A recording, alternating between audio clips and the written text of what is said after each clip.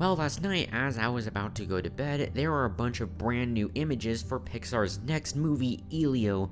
And before we continue on with this, yes, I was gone for a couple of weeks because I was sick, and then I ended up having to move, and as you can see, it's kind of a mess still, but eventually I will have everything pretty much set up in here. So there is a total of 9 brand new promotional images for this Disney animated feature, and without any more rambling, let's begin and show off the new images.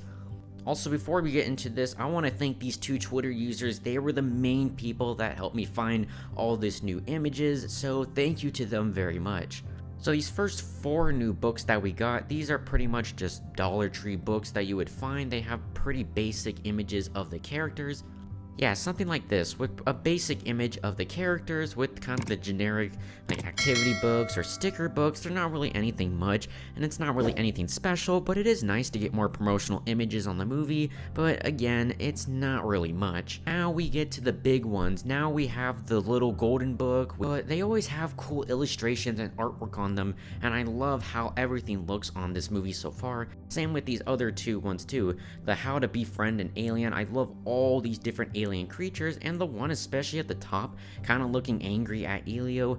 My prediction is that maybe he ends up being a bad guy by the end of the film, because clearly from some of the trailers, it doesn't seem like this guy is going to be very good by the end. And then the junior novels, just the exact same promotional image we've seen of the movie before. We saw this like a year ago on some of the McDonald's toys, so it's not anything new, but again, it is very nice to see. And the final 2 books that we have before we get to the other promotional image that is not a book, we have these 2 stepping into reading books, which these are usually just very simple. Sometimes the titles can lie about the film, like sometimes like with Lightyear, the titles can make it look way too epic or way too misleading for the film.